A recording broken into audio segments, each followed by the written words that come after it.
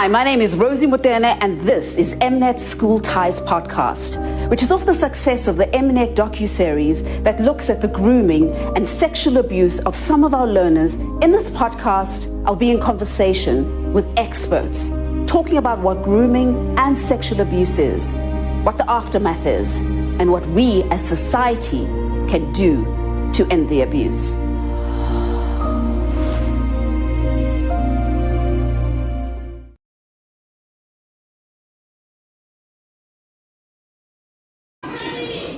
This year's Kopando is not just about learning, but it's a lot about unlearning. Unlearning a lot about the past, the reinvention. How are we reinventing what needs to change? Yes, this is the world-class city for some. How do we make a world-class city for everybody? We got through the pandemic, but the reality is prior to the pandemic, in some way or another, we all suffered another pandemic. And that was simply because of who we are, who we love. I stand on the stage as a very proud black queer woman. And I acknowledge my privilege. And that's why, Councillor Bob, acknowledge your privilege. And when you're in that room, what are you doing with that privilege? Tonight I am wearing the cap as founder and CEO of Letsatsi Healing Space. I'm a survivor. I'm a queer black woman. And we know that as women, the minute we step outside of our doors, we're faced with a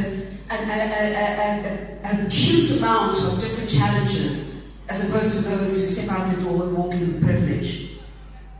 And so how I found, and rather why I founded Letsatsi Healing Space, is that although we are strong, but for too long we've been told that we're rocks. Me, I'm human. And for too long we've been told that we can't cry or feel. And so through Letsatsi Healing Space, which is also a leaf out of my sister Zama's book, is about the rising of the sun, is that no matter what happens, life does go on. But it's also okay not to be okay. And so I thank the organizers of this award for acknowledging us. And yes, I'm walking away with this award. But my other nominees here are also winners, because working in that space is not easy. And we need to intentionally, each and every person, intentionally create time for ourselves. Rediscover and learn that my pain was valid. Because I knew that in order to get from here to here needed time and healing, so I could get back to this person, where I could reclaim my smile, where I could reclaim my shine. So the different stages of healing are all different for people. And the most important thing is that you need to listen to you need to listen to your body. As I said, I went through the laughing motions. I acknowledged that my pain was valid. But also I gave myself time. Just like that climb up Kilimanjaro, I did it at my pace. Pole pole, slowly.